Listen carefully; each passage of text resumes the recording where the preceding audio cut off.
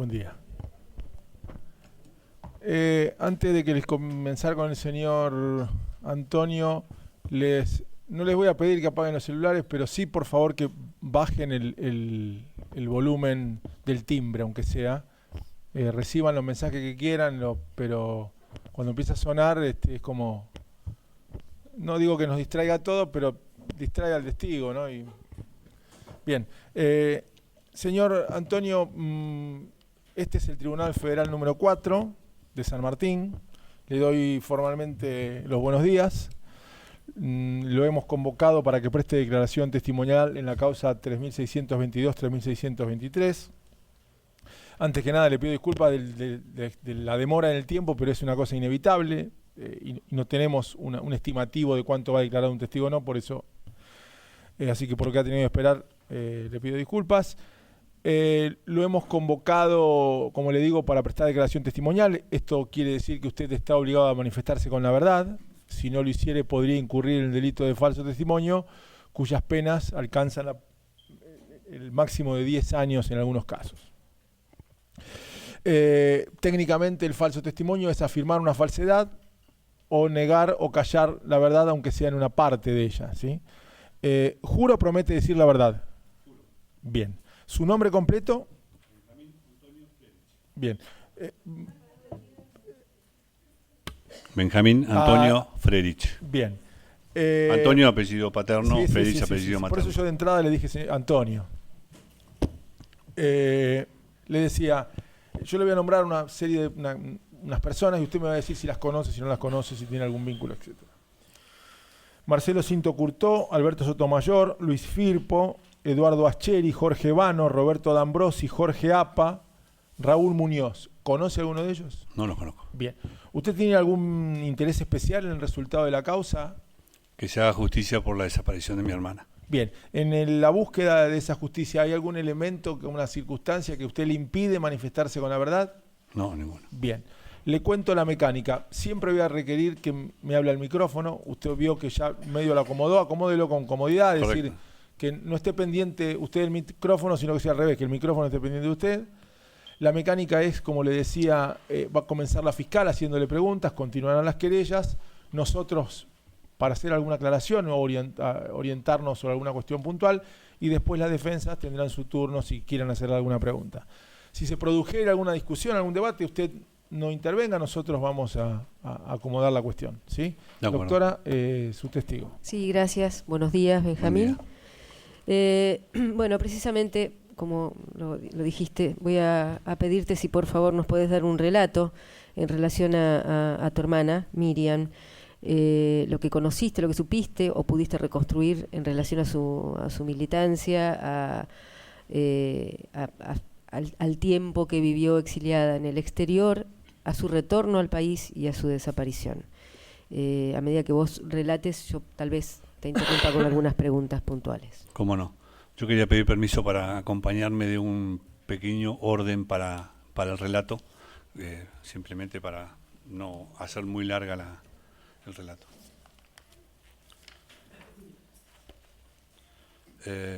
Bueno, como usted dijo, mi nombre es Benjamín Antonio, tengo 60 años y ya hace 40 años que estoy buscando a mi hermana. Pero antes de hablar de mi hermana, me interesaría un poco introducir en los que estaban antes de mi hermana en mi grupo familiar. Uno es el caso de mi abuelo, que era sirio y que también fue perseguido y tuvo que irse de su país, abandonar a su familia y se radicó en la Argentina durante el gobierno turco. Otro es el caso de mi madre, que era alemana, y cuando los rusos ocuparon Alemania en la Segunda Guerra Mundial tuvo que abandonar su casa, su familia y su entorno familiar. Y otro es el caso de mi padre, Rubén Antonio, que también, después de la revolución fusiladora del 55, tuvo que irse de la Argentina y permanecer exiliado durante un montón de años hasta poder animarse a volver al país a reconstruir su grupo familiar. Y esto lo menciono porque creo que la decisión de Miriam de movilizarse en aquel momento tuvo que ver con la intención de actuar en el sentido de volver a generar una democracia en el país en el que ella vivía que le permitiera permanecer y no ocurriera como ocurrió con sus familiares anteriores que sufrieron esa persecución y no lograron resolverlo, y ella decidió que eso había que resolverlo y que eso había que actuar, y que tenía que tomar decisiones y concretarlas. Un poco para marcar el entorno, Miriam nació el 26 de octubre del 55 en Suiza. Cuando mi padre ya estaba proscripto en Argentina, no podía regresar, y a partir de ahí generó todo un derrotero de vivir en diferentes países hasta que decidió regresar a Argentina. En el entorno de nuestra familia, cuando volvimos en 1964, vivíamos en San Isidro. Nosotros éramos de clase media, digamos. Mi padre trabajaba en diferentes actividades comerciales. Le era bastante difícil trabajar porque todavía el estigma de haber sido peronista o de tener apellido Antonio era un problema. Mi hermana Miriam es la mayor, somos 6 hermanos, y ella iba a un colegio trilingüe, vivíamos en San Isidro, en un colegio trilingüe, un colegio alemán, y hacía equitación, y vivía como como ella supo decir en un momento, como en un limbo de lo que realmente pasaba en la sociedad argentina. En ese sentido, en la zona en la que nosotros vivíamos y la gente con la que nos codeábamos, digamos, en esa época estábamos muy imbuidos de lo que había dejado la encíclica de Pablo VI, Populorum Progressio. Esta encíclica fue rectificada por los obispos en Medellín y después generó todo lo que significó el movimiento de los curas por el tercer mundo. Y nosotros estábamos muy como compenetrados con eso. Esto hacía que si bien la situación económica de nuestro grupo familiar era de altos y bajos, siempre teníamos una actividad de compromiso social, ¿no? Es decir, yo me acuerdo que de chico con Miriam y con mi otro hermano Marco íbamos a la Villa de la Cava a hacer trabajo social y siempre teníamos un compromiso con lo que estaba más allá de aquellos que no podían acceder a lo que nosotros sí estábamos accediendo, ¿no? Me gustaría leer un tramo cortito de la encíclica porque da a entender un poco cuál era la situación. La encíclica de Pablo VI de marzo de 68, que denuncia que el desequilibrio entre países ricos y pobres es cada vez más profundo, hace una crítica al neocolonialismo y afirma que todos los pueblos tienen derecho al bienestar. Además, hace una dura crítica al capitalismo y al colectivismo marxista. Algunas de sus ideas generaron controversias, como por ejemplo el derecho de los pueblos a rebelarse incluso con la fuerza contra un régimen opresor. Cuando Miriam terminó la secundaria, se fue a vivir a la capital y empezó a tener, ella cantaba en el coro de San Isidro, daba clases de folclore, era música básicamente, y cuando se fue a vivir al centro empezó a trabajar dando clases de folclore y trabajaba en un negocio de artesanías. Y esto del folclore lo digo porque, como decía Charlie o Fito, no me acuerdo cuál, el folclore ya era también subversivo en aquella época. Entonces cuando me preguntan si Miriam era militante, yo digo que sí, Miriam era militante de la vida, del amor por el otro, del amor por la vida. Entrando más en el relato cronológico, ¿no? de los tiempos, cuando Miriam se fue a vivir al centro, en el año 77 vivía en el barrio de Once. Trabajaba, como dije anteriormente, en un negocio de venta de artesanías y daba clases de folclore y de baile folclórico. Y una noche, cuando regresó a su departamento, estaba la puerta rota y el departamento estaba absolutamente revuelto. Y ella, justo en el decir de mi hermano Marco Antonio, que también hizo un relato, en esos días había alojado un par de compañeros chilenos que eran folcloristas, igual que ella, pero que eran exiliados de la dictadura de Chile. Así que, bueno, esa misma noche habló con mi padre, y mi padre la alojó en su departamento, le tramitó el pasaporte, la llevó a Uruguay, estamos hablando de marzo del 77. Y en abril del 77 le dijo que se fuera a España y la llevó a España a vivir. porque ya en esa época, cuando estas cosas pasaban en un departamento, una casa, o había una irrupción de comandos o de grupos de tareas en alguna casa, lo que venía después era complicado. ¿Qué edad tenía Miriam en ese momento? Miriam tenía 22 años. Así que mi padre le sugiere irse a Madrid y viajan a Madrid juntos, y ella se queda en Madrid a partir de abril del 77. Los primeros años de ella en Madrid el primer año, de ella en Madrid fue como de permanentemente preguntar, ¿puedo volver? Le escribí a mi padre y todo el tiempo le preguntaba, ¿puedo volver? ¿Ya puedo volver? ¿Ya puedo volver? No quería de ninguna manera vivir en el exilio. Recién en el 78 es como que entendió que eso era imposible, y creo que ese fue como el hito de la ruptura que la llevó a tomar la decisión de que había que hacer algo con eso y que tenía que involucrarse con esta realidad que ella por momentos decía no la había visto. Así que en el 78, por lo que yo tengo documentación, ella ahí se empieza a vincular con argentinos que vivían en Madrid, y creo que iban a un lugar que se llamaba la Casa de los Argentinos en Madrid o algo así, donde ahí se vinculó con Dalia Canteloro, con Julia Argentina Perier, con otros compañeros que vivían ahí, el padre Adur, me acuerdo, nombres que me van surgiendo, ¿no? Perdón, ¿esto usted lo supo, dijo, por documentación o...? Por documentación y por cartas. Ah, tengo muchas cartas que ella dejó en su departamento cuando vino a la Argentina, cartas dirigidas a estas personas, que quedaron algunas cartas ahí, y cartas que documentan el vínculo de ella con estas personas. Hay algunas fotos también que están dando vuelta. Ella ahí hablaba del padre Adur, como dije antes, de Canteloro, de Perier, Dito, Mabel, bueno, nombres que están en estas cartas que estoy mencionando. En el año 79, por las cartas también, ella se vincula con un grupo de montoneros que estaban en Madrid y decide involucrarse. Incluso en el año 79 está documentado que ella fue a hacer una formación, hizo primero un curso de formación política con Perdía, que tengo el cuaderno que lo testimonia, y después hizo un entrenamiento en el Líbano, creo que entre mayo y agosto del 79, ya decidida a involucrarse en trabajar para que la democracia se reinstale en la Argentina.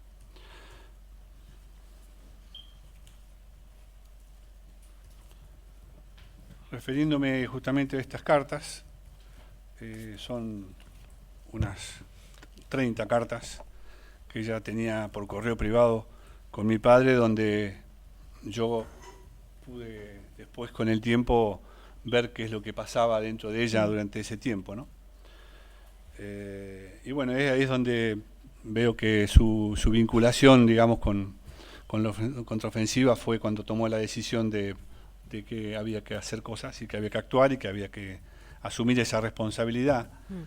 Benjamín, no le voy a pedir que lea todas esas cartas, pero le pregunto, ¿tiene tal vez algunos párrafos de esas cartas que expresan esto que está diciendo? O sea, sí. Esas cartas son mandadas por su hermana, o sea, usted Estas reconoce la letra letra de mi hermana a mi padre. Mi padre las estuvo juntando y yo marqué algunas, hice unos resúmenes, pero bueno, también puedo leer. O de los resúmenes, digo, sí. Párrafos que pongan en evidencia esta voluntad del regreso, sí. y tal vez las fechas. Sí, en enero del o sea, durante el 77 su manifestación era de ver cómo reorganizaba su vida, durante el 77, ¿no? Si se quedaba a vivir ahí, si se iba a vivir a Suiza, ella tenía la nacionalidad suiza. En octubre del 77 todavía sigue consultándole a mi padre, ¿puedo volver? ¿Están dadas las condiciones o no están dadas las condiciones? Y en el 78 ya es como que dice, no, ya no voy a volver, ya no vuelvo. Estamos haciendo, dice textual, hacemos algo para apoyar el verdadero esfuerzo del cono sur de la hermosa América Latina. Textualmente esta carta dice, pero adelante, luchemos por la libertad, para la igualdad, para que de nuevo, aunque quizás ya sea mucho que no hay, crezcan los corazones llenos de amor.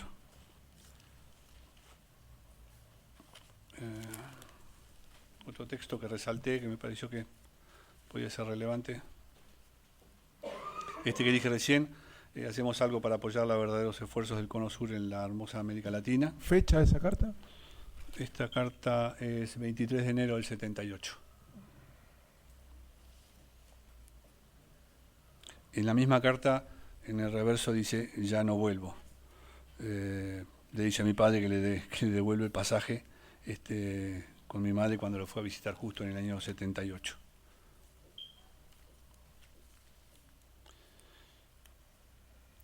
También en abril del 78 escribe, a veces tengo miedo de perder también mi capacidad de soñar y mi fantasía.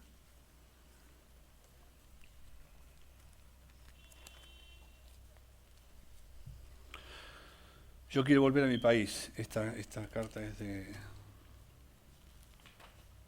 agosto del 78. Yo quiero volver a mi país, el año que viene voy a estar ahí. No pienses que es una decisión emotiva, hecha así nomás. La pienso cada día un poquito. Puedes imaginarte que lo que más me inquieta es la entrada, pero por lo que me dijiste, mi padre le había dicho que no pasaba nada. Me da cierta inseguridad porque así como van las cosas, no se puede confiar en ese tipo de respuestas. Existen más de 7.000 habeas corpus contestados negativamente. Tú sabes una parte de las cosas que hago y la otra te la imaginas, a pesar de tus consejos.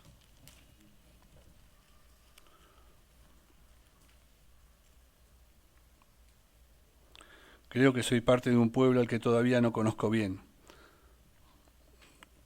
Determinados sectores no los comprendo y algunos quizás también los rechace. Muchos de estos sentimientos me joden porque mi condición, porque todavía no termino de dejar de sentirme culpable por las cosas que tuve el privilegio de recibir. Eso marca un poco, me parece, su compromiso social. En enero del 79 le pregunta a mi padre por el asesinato de Rodolfo Walsh, por qué muchos reclaman abiertamente. Hoy la verdad no lo vale más que la muerte en nuestro país. Si yo no quiero morir, amo la vida. Porque tengo un ideal que no es un idealista.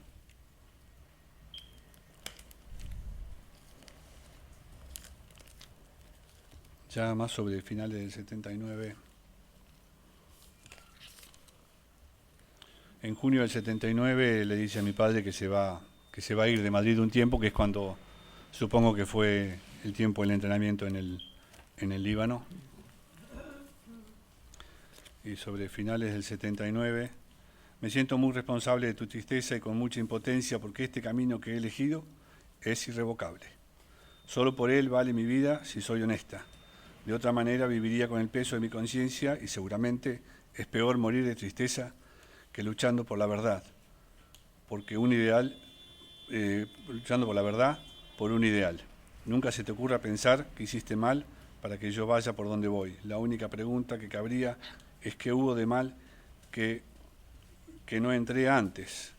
Como bien dice una compañera, que esto es lo que refería antes, será porque no tengo ni la más común ni normal convivencia, no tuve ni la más común ni normal convivencia civil. No viví el 73, ni antes ni después. No tuve televisión, en mi casa nunca hubo televisión. No tuve televisión y hasta hace un año creía que Aníbal Troilo tenía un conjunto que se llamaba Los Pichucos. Aníbal Troilo y Los Pichucos, terrible oportunidad para las risotadas cada vez que lo comento. Es un poco el resumen de estas cartas de intercambio con mi padre, que me parece que marcan la tónica bajo la cual ella vivía. En diciembre del 79 dejó de escribir cartas, no hay más correspondencia, que era una correspondencia privada que giraba a través de las empresas de mi padre y de mi tío.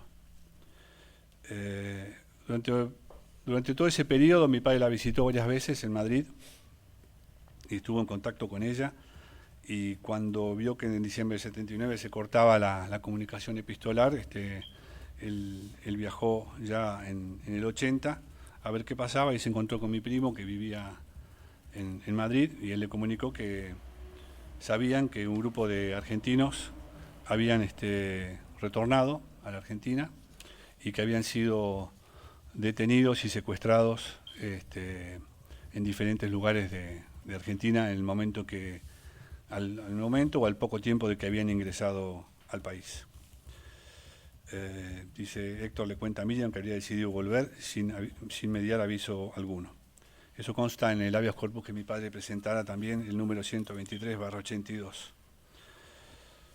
Miriam había regresado con 14 o 15 compañeros más.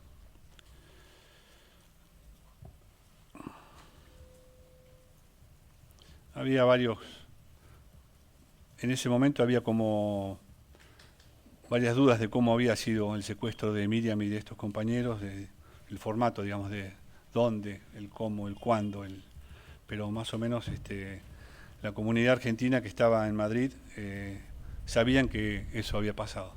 Cuando mi padre va en el 80 a ver qué había pasado y recoge del departamento donde vivía mi hermana una serie de cartas que habían quedado ahí, que también atestiguan un poco cómo era su vínculo con los argentinos que vivían allá y en especial con aquellos que junto con ella decidieron regresar a Argentina a trabajar por el retorno de la democracia.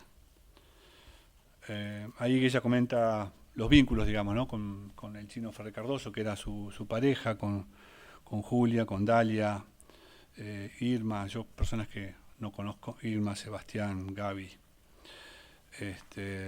¿Figuran solamente, en las cartas figuran solamente los nombres?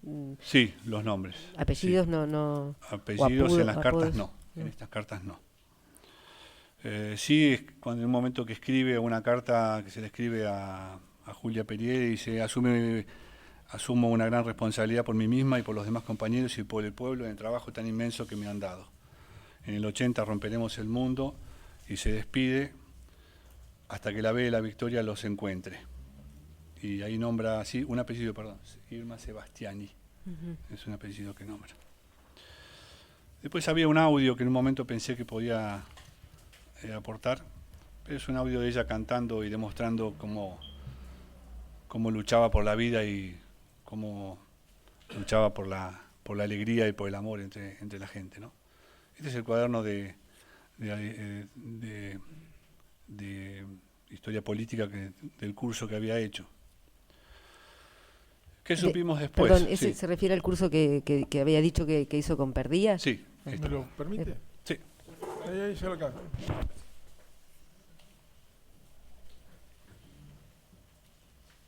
Bien. Pero una pregunta, no sé si va a seguir con esto, porque bueno, ya estamos en el momento en que Miriam vuelve al país.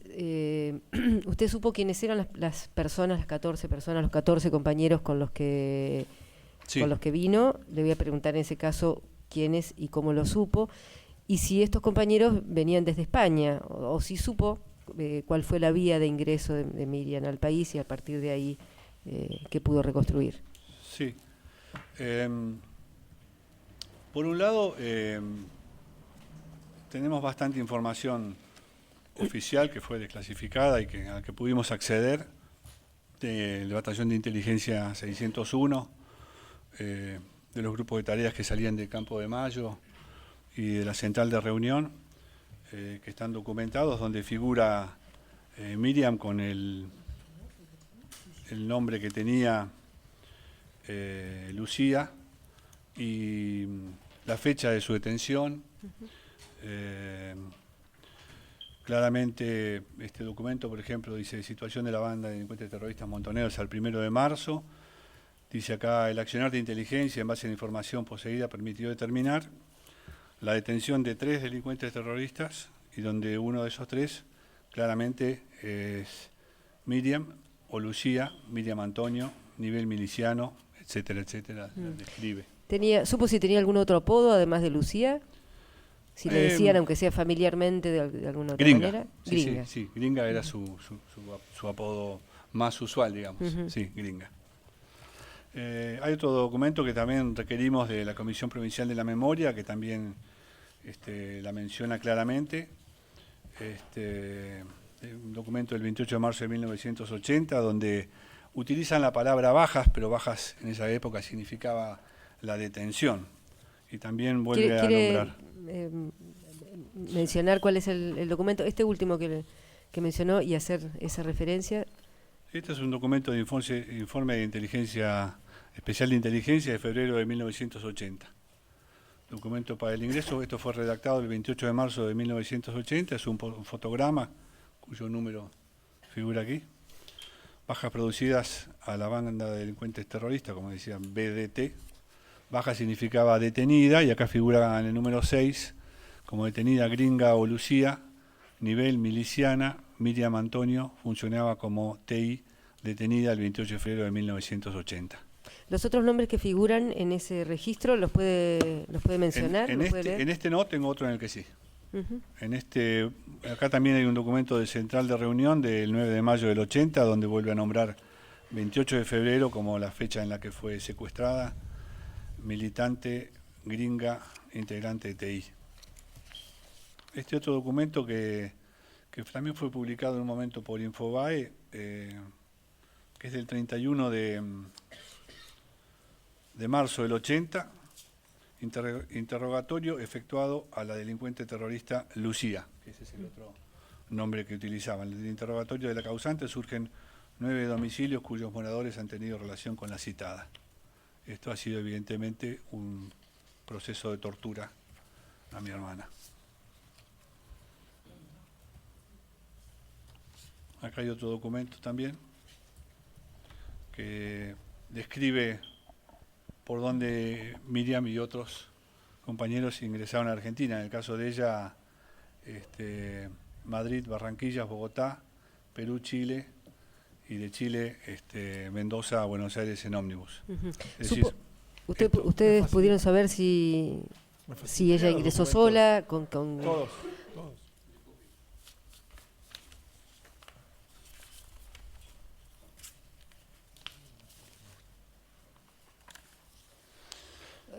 Me acaba de mencionar que ingresó vía Chile. ¿Supo cómo fue ese ingreso? Lo que sé claramente es lo que figura en ese documento oficial. Que evidentemente el comando el batallón de inteligencia 601 o 201 ya lo tenían claramente sabido.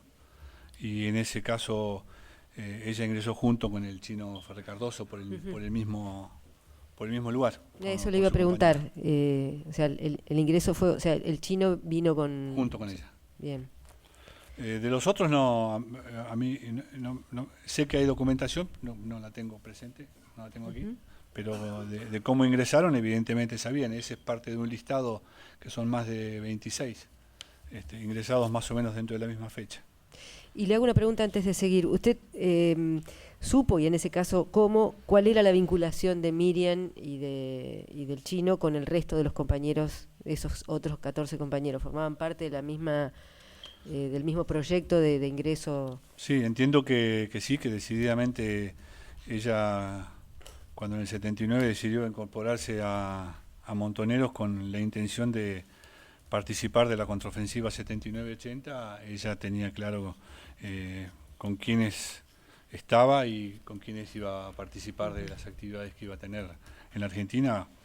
No sé si sabría ella precisamente por dónde ingresaría cada uno, supongo que no, pero sí. Bien. También supimos, y tengo acá la copia del documento, después en la investigación, que en el reclamo de Stigliano él habló de que en Campo de Mayo se asesinaron sobre el final 53 personas, de las cuales de esas 53, 4 eran extranjeras, y nosotros suponemos que una de esas 4 habría sido Miriam.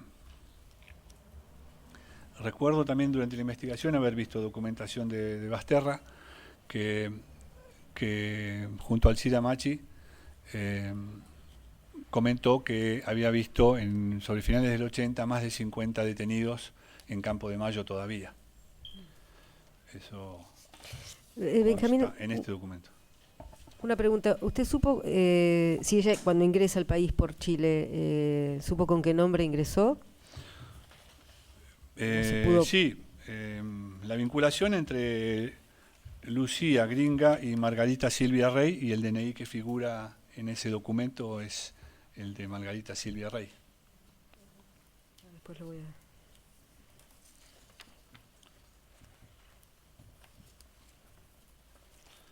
Con respecto a las personas con las cuales voy a saltear no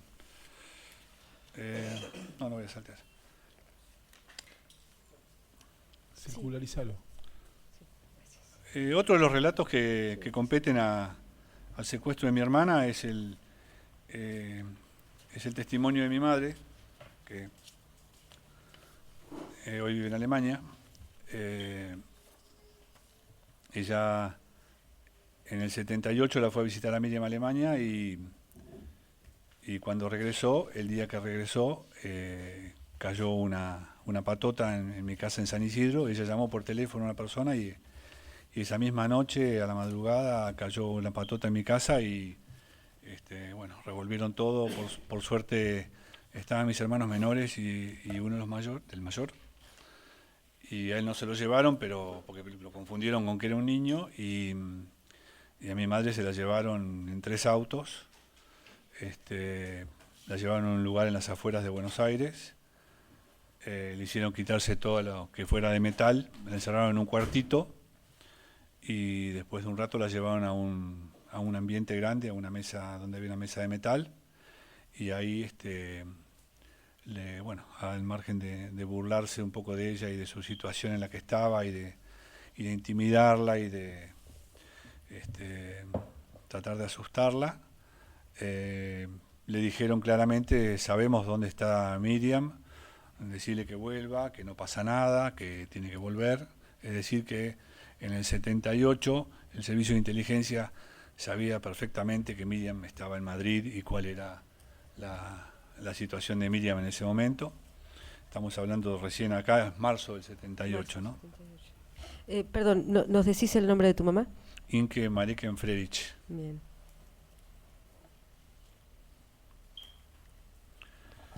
El testimonio de ella fue claro y contundente. Bueno, no, por suerte no la torturaron.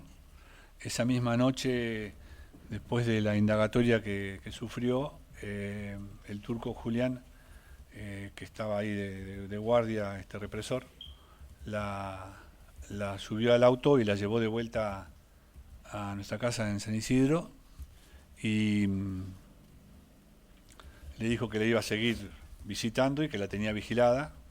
Es más, la llamaba cada tanto, le invitaba a comer o le decía que tenía que abrirle la puerta y él tenía que entrar porque tenía que usar el teléfono, y la llevaba a la pizzería ahí en San Isidro, estación de trenes, y le contaba lo que él hacía a la gente que secuestraba. En aquel momento, cuando entró esta patota a mi casa, se robaron unas cuantas cosas y él, en una de estos encuentros posteriores, le devolvió algunas de las cosas que habían robado de la casa. Le manifestó que no le había pasado nada porque él era afín a la raza aria y mostró su antisemitismo y qué sé yo qué, y que por eso la perdonaban, por así decir. Quiero volver un poco atrás a una parte que me salté del relato.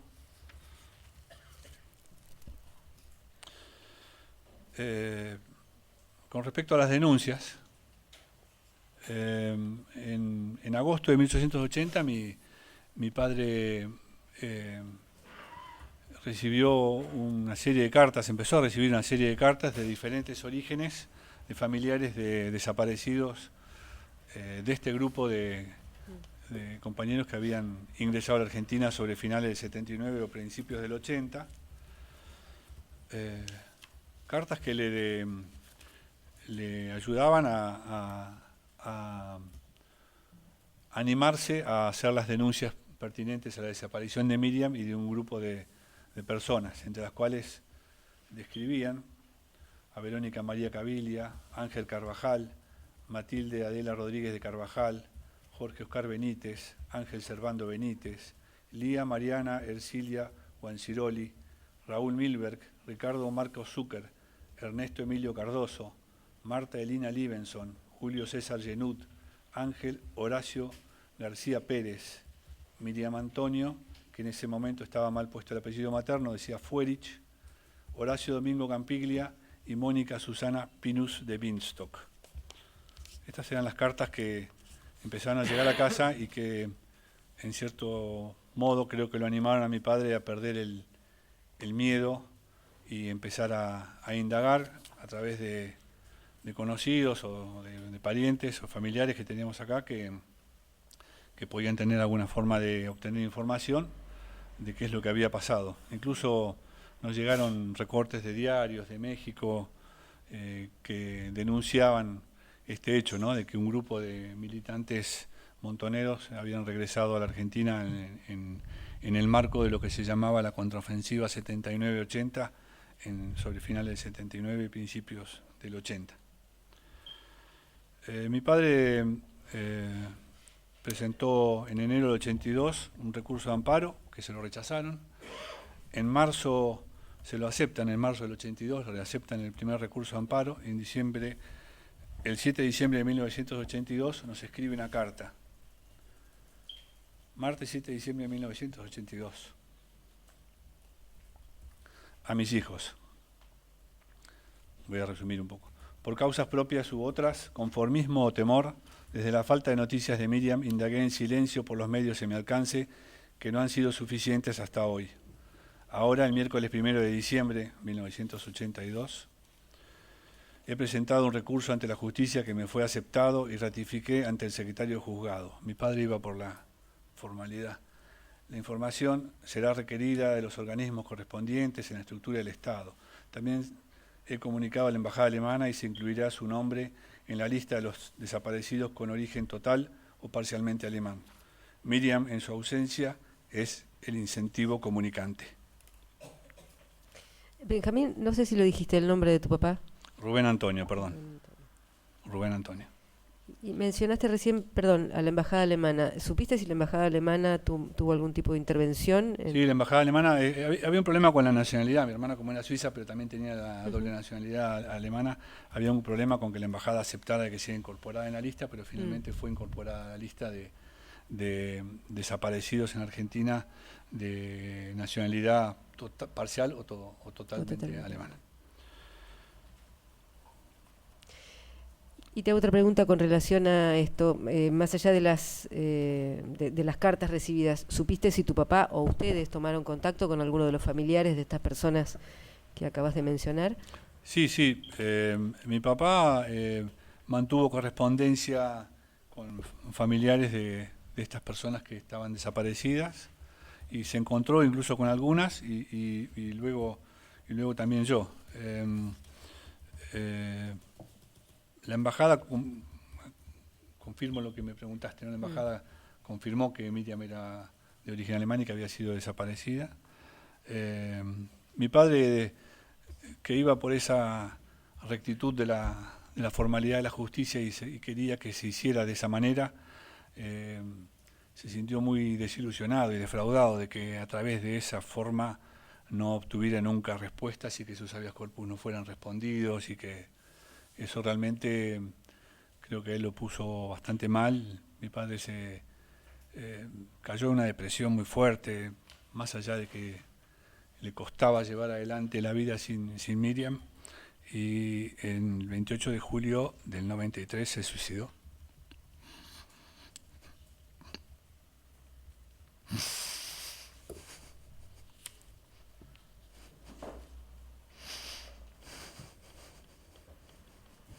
¿Quiere hacer una breve interrupción? ¿Quiere? ¿No? Tómese su tiempo.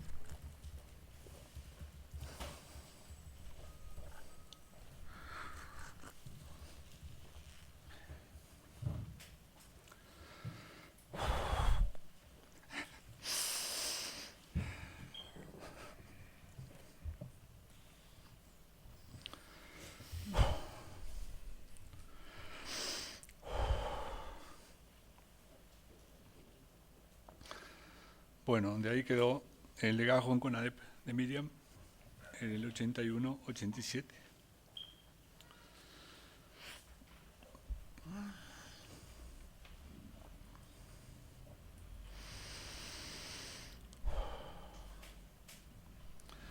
El 22 de noviembre del 99, la Secretaría de Derechos Humanos certificó la presentación de la denuncia de desaparición forzosa y declaró la ausencia de Miriam.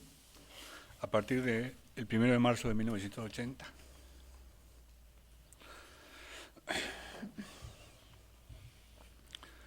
Yo, como dije al principio, ya llevo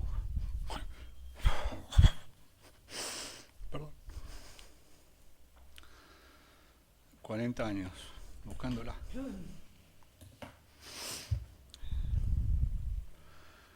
En el año 99 recurrí al grupo de antropología forense. Me encontré con Patricia Bernardi, que me orientó un poco. Estuve con el grupo con Plaza de Mayo, con Ana María Caviglia, con Daniel Genut, con Graciela Ojeda, fui a la CONADEP buscando toda la información posible y recién en el 2011 me encontré con el doctor Pablo Yonto y con su equipo y con el grupo de familiares que decidimos iniciar estas acciones para develar qué pasó y cómo fue el secuestro de mi hermana y estos 14, 15 o más compañeros que en aquella época fueron secuestrados y desaparecidos. Y me presenté como querellante el 20 de septiembre del 2012 para denunciar lo que en ese momento y hoy sigo considerando era un plan claramente pergreñado de exterminio para todos aquellos militantes que hubieran conformado en aquel momento la contraofensiva 79-80. Un plan que surgía del batallón de inteligencia 201, que estaba sentado en Campo de Mayo, y los grupos de tareas que salían desde ahí, secuestrando a las personas que mencioné anteriormente y entre las cuales incluyo a mi hermana Miriam Antonio.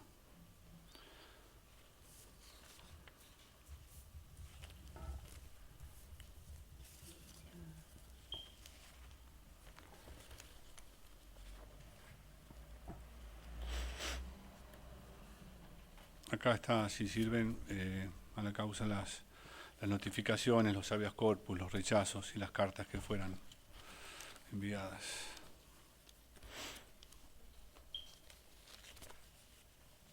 Creo que constan en los archivos, pero...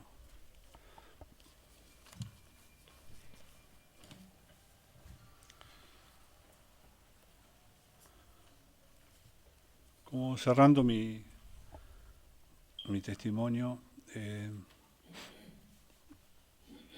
quiero resaltar un poco que siento que mi hermana me delegó esa responsabilidad que ella asumió en aquel momento de luchar contra la dictadura que estaba instalada en la Argentina para que retornara la democracia y para que también en esa democracia ella pudiera retornar a su vida, igual que todos los otros compañeros que con ella tomaron la decisión de venir a luchar con ese motivo, digamos, ¿no? Creo que eso fue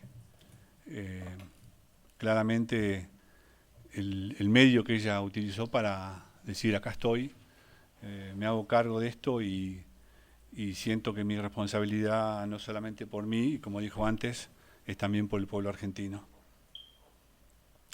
No estoy solamente acá testimoniando por ella, también estoy testimoniando por los 30.000 desaparecidos y creo que una de las causas por las cuales ella también luchó es porque, o yo expongo hoy también, ¿no?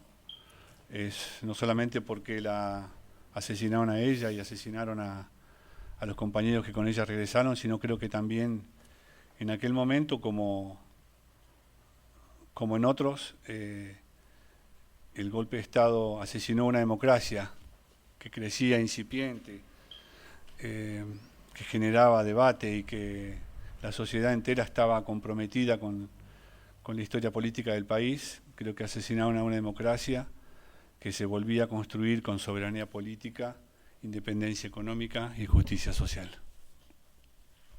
Doctora, ¿alguna pregunta más? No, Benjamín, yo le agradezco su testimonio. No, por ahora no tengo más preguntas para hacer. Gracias. Doctor.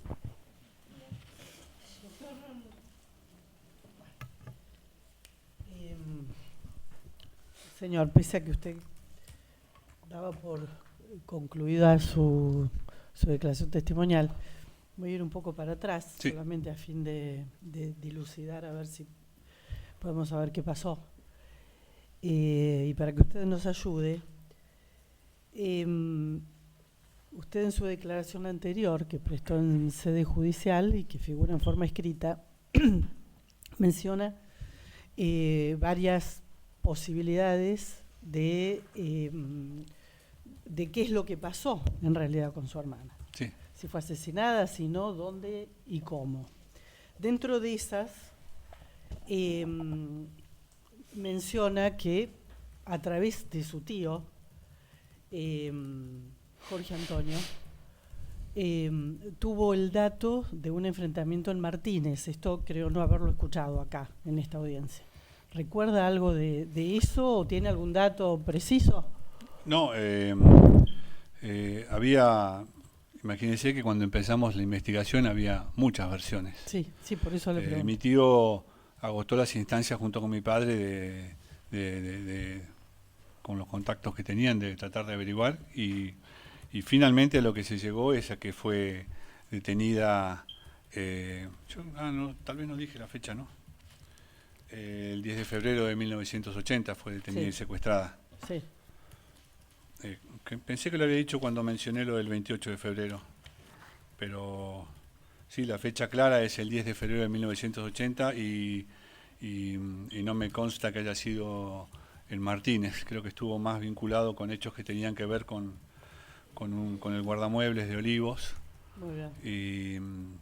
Y la fecha coincide con la fecha también que después se verifica de la detención de Emilio Ferré Cardoso del 10 de febrero de 1980. Claro, usted acá, y también para refrescar su memoria, Sí. lo cito, Sí, en su declaración anterior figura como fecha de ese enfrentamiento de Martínez, no el día exacto, pero sí mes y año, que fue febrero del 80. sí. Por eso la pregunta que viene es esta.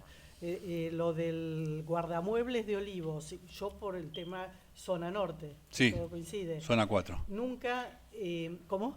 Zona 4, dice los documentos que presenté el digo ejército. zona norte, donde Sí, sí, están sí, sí, Olivos, claro. Martínez y San Isidro. Sí. ¿Tiene alguna relación lo del guardamuebles, lo de Martínez? ¿Pudo haber ido su hermana a los dos lugares? ¿No sabe usted si tenía relación con algún comercio?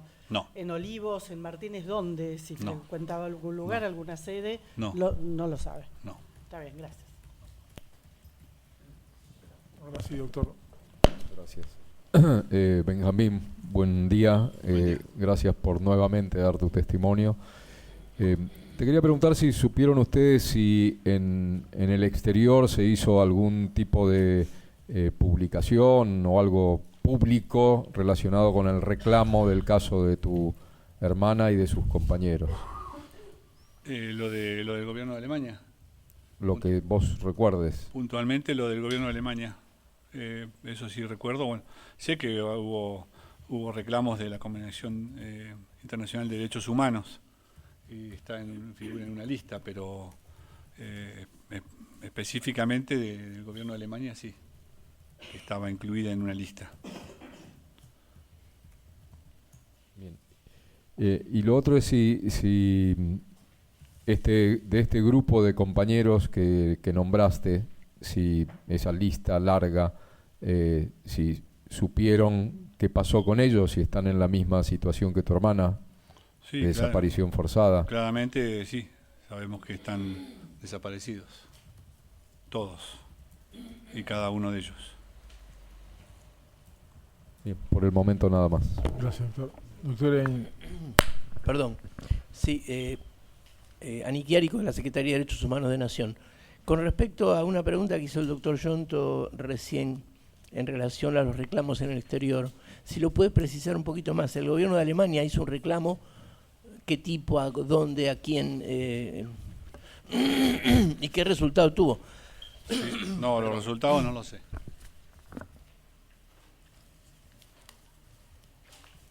Creo que se lo diga ahí.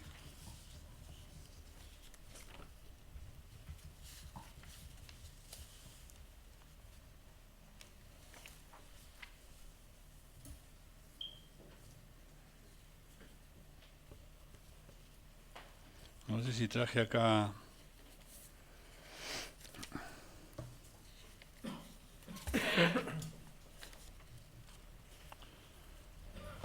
Esta es la carta que envía uno de los familiares de ascendencia alemana a las madres y familiares de detenidos desaparecidos de descendencia alemana, octubre de 1984, donde hace unos considerandos y le pide a mi padre que le incorpore a Miriam Antonio al listado de desaparecidos de origen alemán. Pero yo no tengo personalmente esa información directamente de la embajada. Gracias. Doctor Flores, doctora. Yo tengo una pregunta más. Esto, en relación a la pregunta que le hizo la magistrada, vinculada a la información que manejaron, que usted dijo que su tío Jorge Antonio, vinculada al enfrentamiento. Y usted mencionó, haciendo referencia a la documentación que le llegó en un momento a través de la DIPBA, una constancia donde le quedó claro, dijo que Miriam había sido interrogada. La pregunta concreta es, ¿la versión de su tío es anterior a esta información que tienen de esta documentación?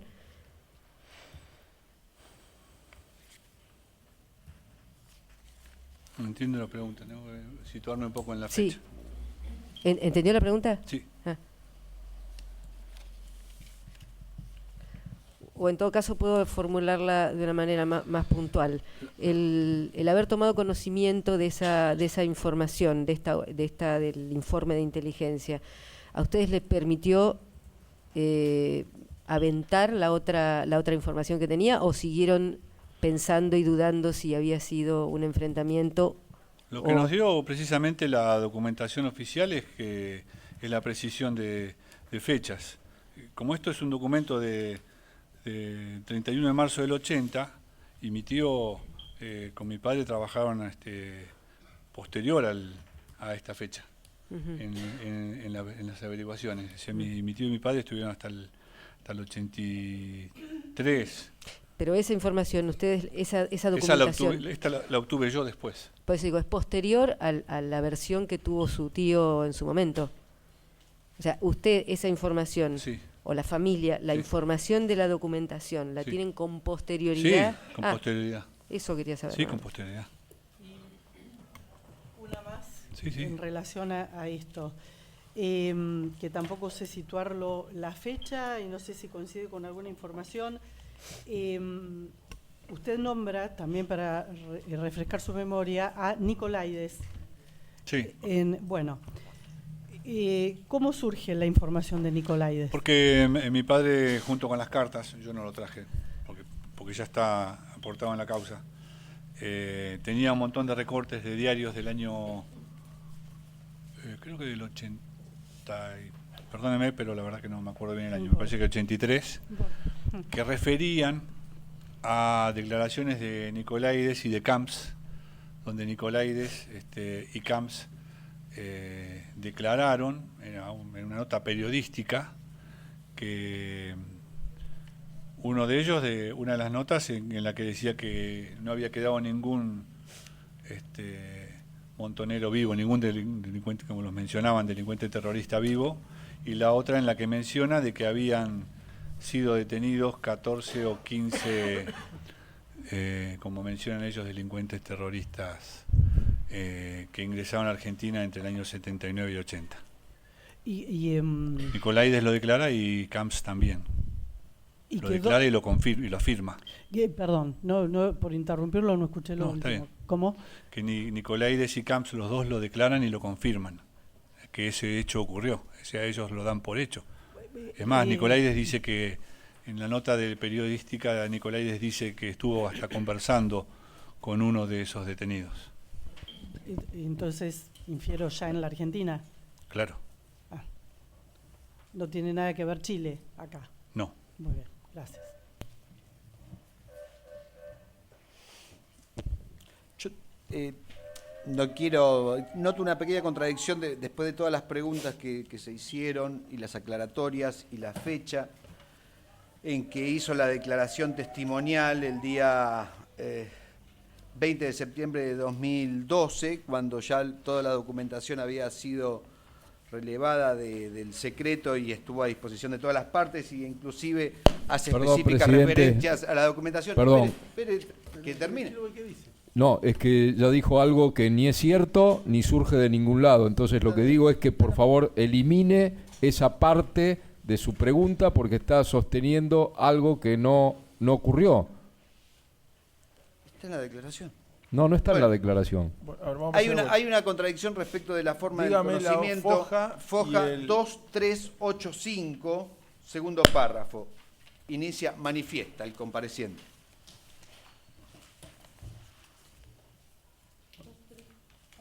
ocho, cinco. Hasta vida. 2385, vuelta. Ah, No, en el frente, de donde es el segundo.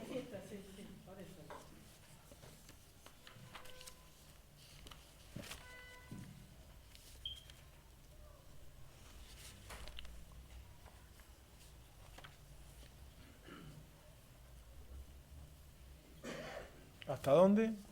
Hasta viva. Perdón, señor presidente, ¿se puede tomar conocimiento de ese párrafo? ¿Se puede leer? Espere que lo estoy leyendo porque quiero Ah. saber cuál es la contradicción.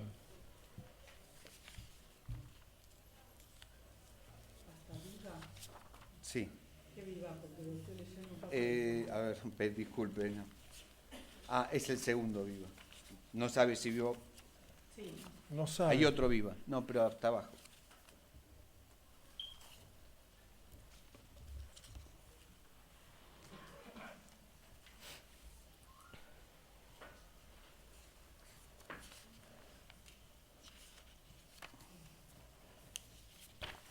vida sería. Yo se la facilito, ¿eh? ¿No será yo- vida? Vida en la segunda. Hasta acá, perdón.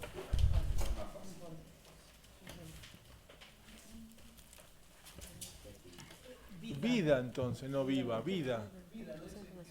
Viva dijo. 3 veces dijo viva.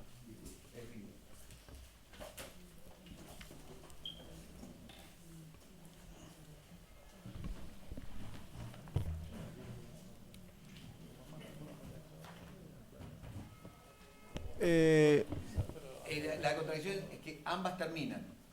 Dijo Tiene el un señor enfrentamiento. dijo que no sabía bien cómo había sido el final. Yo no Claro, pero acá nosotros en no esta advertimos la declaración contradicción. dice Sí, que perdón. ambas habrían terminado. No quiero decir el. Perdón, no hay contradicción porque yo no me estaba refiriendo en mi No, pregunta. suya, No, no, no, suya. porque digo, en mi pregunta yo estaba vinculando algo que no está en esta declaración, que es la constancia de esas informaciones, de esos informes de inteligencia. Esto no está dicho acá. O sea, lo único que se habla es de esas versiones vinculadas a las descripciones del turco Julián y de Osvaldo Acosta. En ningún momento en este párrafo se menciona lo que yo le pregunté al testigo, que es vinculado a los informes de Pero inteligencia. independientemente de lo que usted le haya preguntado, que Claro. no es el núcleo de la cuestión, yo no advierto la contradicción de lo que dijo el señor en su testimonio con esto. En que ambas habrían terminado, ambas versiones habrían terminado con un Habrían enfrentamiento. terminado. Ya dijo que no conoce el destino de la hermana ni cómo. No.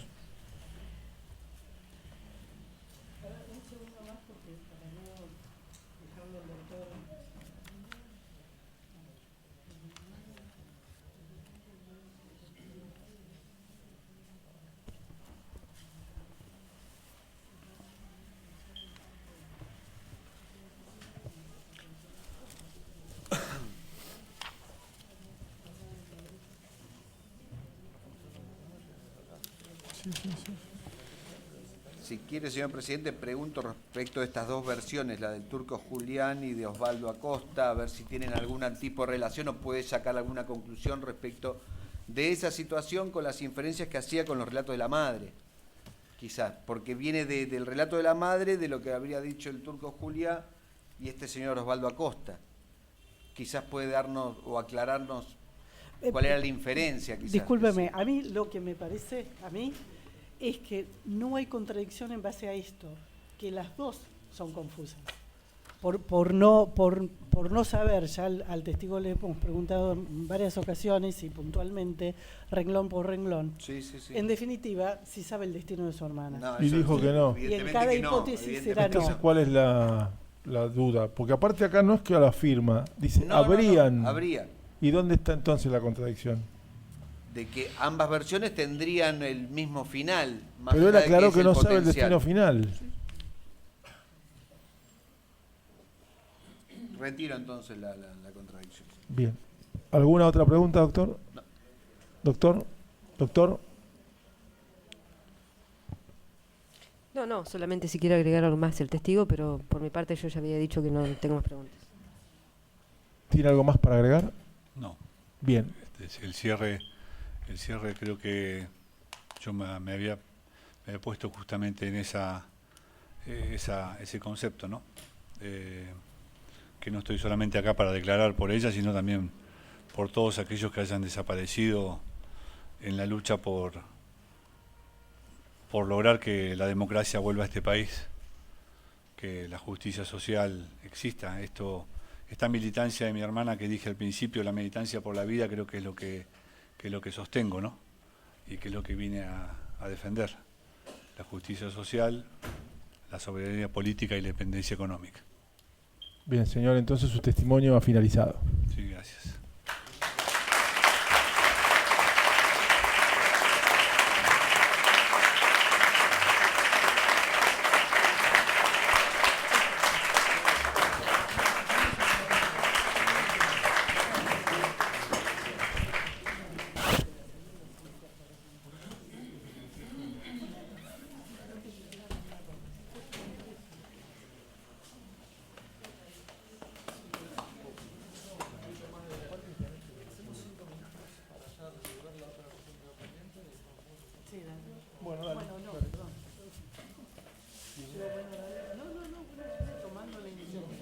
Bueno, hacemos un interregno de 5 minutos, resolvemos las cuestiones que están planteadas y volvemos con el último testigo.